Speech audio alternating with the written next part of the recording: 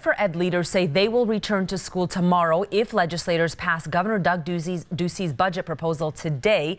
The Speaker of the House just tweeted that they're putting the final touches on the budget right now and that it should pass by tonight.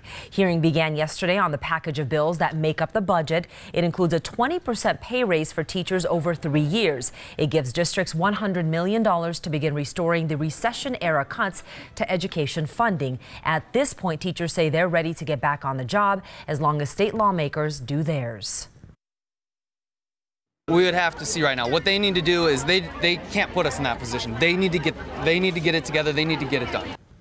Many teachers criticize the Republican-led funding plan, saying it still falls short of their goals. And it could be very late tonight or even early tomorrow morning before the House and Senate pass that budget. Yeah, a controversial part of that plan could force property taxes in parts of Tucson to jump dramatically.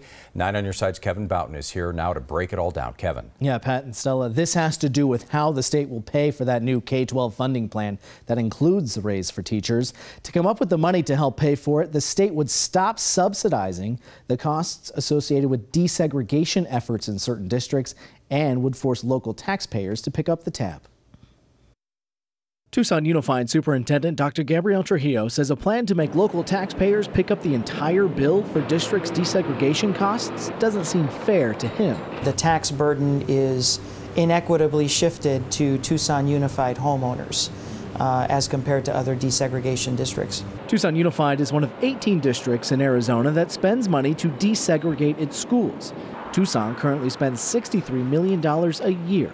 It gets that money partly through a property tax, but because there's a state law that caps how much a property can be taxed, the state of Arizona kicks in money to make up the difference between what the district can get from taxes and what it needs. But under the new plan working its way through the legislature now, the districts, which are in Maricopa and Pima counties, would be wholly responsible for that desegregation money. In Tucson, that number is reportedly $16 or $18 million. And TUSD says that could mean a 9% hike in certain property tax rates. And the whole centerpiece of the budget is supporting teachers and is supporting education support professionals. Why would we shift this tax burden on to the 3,161 teachers and employees that it's going to affect? Teachers worry it'll hurt parents already strapped for cash. And that's going to be a lot of TUSD money right there. And it's just crazy that they're going to be pulling that from our families. Now, supporters of this plan say it is absolutely fair because it's not fair for the state, funded by taxes from everywhere, from Tucson to Flagstaff, to help certain districts that are primarily just in Phoenix and the Tucson area to pay for what's perceived to be a local issue.